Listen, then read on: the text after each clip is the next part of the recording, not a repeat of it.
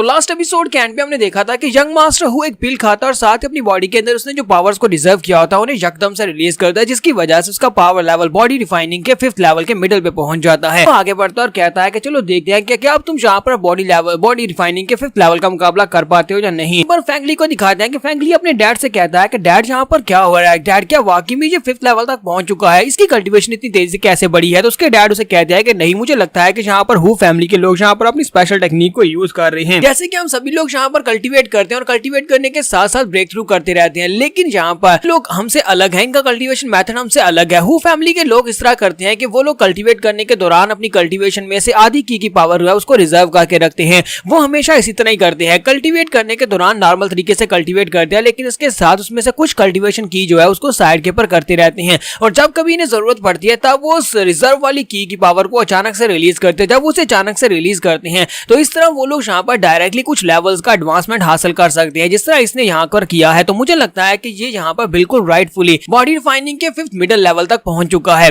इसकी पावर्स यहाँ पर बिल्कुल रियल हैं। तो यंग मास्टर हु भी वहाँ पर काफी ज्यादा खुश हो रहा था और उसे कहता है कि फेंगाओ, अब तुम्हें क्या हुआ, कहीं तुम यहाँ पर डर के मारे काम तो नहीं रहे अब, क्योंकि अब मैं यहाँ पर तुम्हें दिखाने वाला हूँ कि तुम हमारी हु फैमिली के सामने बिल्कुल बेकार हो। फिर साथ ही उसे कहता है कि अब तुम क्या करोगे, क्या तुम यहाँ पर मेरे पर अटैक नहीं करोगे। अच्छा ठीक है, अगर तुम अटैक नहीं करोगे तो फिर मैं तुम्हारे पर अटैक करूंगा। और इसी के साथ ही वो उसके पर अटैक करने के लिए आगे बढ़ता है, वो बड़ी तेजी के साथ उसे पंच मारने के लिए आगे बढ़ता है। तुम्हारा फेंगाओ जो होता है वो भी उसके सामने से गायब होता है और अपनी स्पीड को यूज करते उसके अटैक को अवॉइड करता है, लेकिन यंग मास्टर हु का अटैक भी काफी ज्यादा पावरफुल होता है। तो वो कहता है मैंने बड़ी मुश्किल के साथ इसके अटैक को अवॉइड किया है, यहाँ पर मैं इसके अटैक के साथ हिट होता था फिर तो मेरा कुछ भी नहीं बचता, क्योंकि इसकी डिस्ट्रक्टिव पावर तो बहुत ज्यादा थी। तो हमारा फेंगाओ पीछे की तरफ फट रहा होता है और उसे लगता है कि उसने अटैक को अवॉइड कर लिया। तो हु उसे कहता है कितनी आसानी से तुम मेरे अटैक को अवॉइड नहीं कर सकते, अभी और भी बाकी है। और इसी के साथ वो फिर से पंच मारने के लिए आगे बढ़ता है और इस बार पंच को अवॉइड नहीं किया जा सकता। इसी वजह से हमारा फेंगाओ अपने बाजू को सामने की तरफ करते हैं, उसके पंच को वहां पर ब्लॉक करता है और कहता है क्या मैं यहाँ पर इसको ब्लॉक कर सकता हूँ,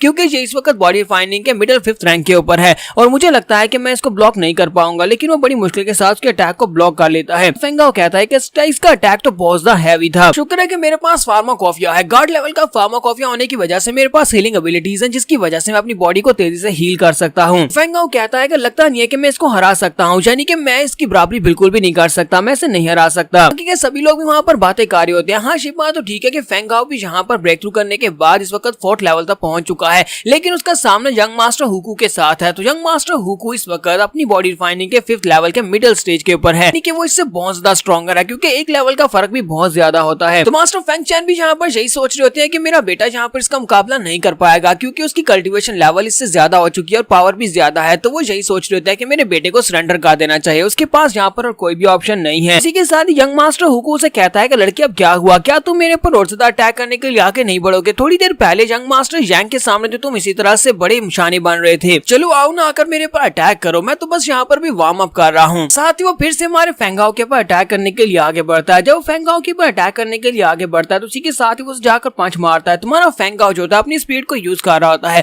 वो स्पीड को यूज करते हुए उसके अटैक्स को वहां पर अवॉइड करने की कोशिश कर रहा था और साथ ही सोच रहा था कि मैं इससे फाइट नहीं कर सकता, मैं इसका मुकाबला नहीं कर सकता, मैं बहुत ज्यादा कमजोर हूँ। यंग मास्टर हु से कहता है कि मुझे बताओ कि क्या तुम अब यहाँ पर सरेंडर करोगे या नहीं। अगर तुम अभी यहाँ पर सरेंडर कर लेते हो और उसके बाद तुम बाकी की सारी जिंदगी इसी तरह कचरे की तरह गुजार देते हो तो अभी कोई फर्क नहीं पड़ेगा, क्योंकि तुम पहले से कचरे थे। तो फेंगाओ भी उसकी बात सुनने के बाद कहता है हाँ शिबा तो वाकई में सच है कि मेरी सारी जिंदगी सभी लोग मुझे कचरा कहते रहे हैं, अगर मैं यहाँ पर सरेंडर कर देता हूँ तो फिर यहाँ पर कुछ भी नहीं बदलेगा, यानी कि मैं कचरे का कचरा ही रहूंगा और मेरी इंसल्ट भी नहीं होगी। और साथ ही वो अपने पंच को बंद करता है और कहता है कि मैं यहाँ पर सरेंडर कर ही देता हूँ, क्योंकि मेरे पास और कोई चारा नहीं है। दूसरी तरफ से यंग मास्टर हु से कहता है कि अब मैं तुम्हें यहाँ पर कंप्लीटली वेस्ट करने वाला हूँ, क्योंकि तुमने सरेंडर नहीं किया और तुम्हारे पास ये आखिरी मौका था। वो उसे पंच मारता है तो वहाँ पर एक जबरदस्त धमाका होता है। इसी धमाके के साथ दिखाते हैं कि रीना में काफी सारी एनर्जी निकलती है और एनर्जी निकलने के बाद दिखाते हैं कि हमारा फेंगाओ जो होता है वो ग्राउंड के ऊपर बैठा होता है और कहता है कि मैं फेंगाओ, मैं एक कचरा था और एक कचरा ही रहने वाला हूँ। क्योंकि सभी लोग वहाँ पर कहते हैं लगता है कि हु क्लैन जीत गया और वो सभी लोग वहाँ पर बहुत ज्यादा खुश हो रहे होते हैं कि यंग मास्टर हु ने अपने मैच को जीत लिया, क्योंकि यंग मास्टर हु वहाँ पर खड़ा होता है, साथ ही वो हंस रहा होता है। तो वो सभी लोग कहते हैं कि फेंगाओ तो वाकई में एक कचरा है, यंग मास्टर हु ने इस मैच को जीत लिया। और इसी के साथ यंग मास्टर हु की बॉडी को एक झटका लगता है, उसकी बॉडी के अंदर जबरदस्त एनर्जी निकलती है और इसी के साथ ही वो ग्राउंड के ऊपर गिर जाता है। तो गिरने के साथ ही वो बेहोश हो जाता है। तो बाकी के सभी लोग कहते हैं कि ये अचानक से क्या हो गया,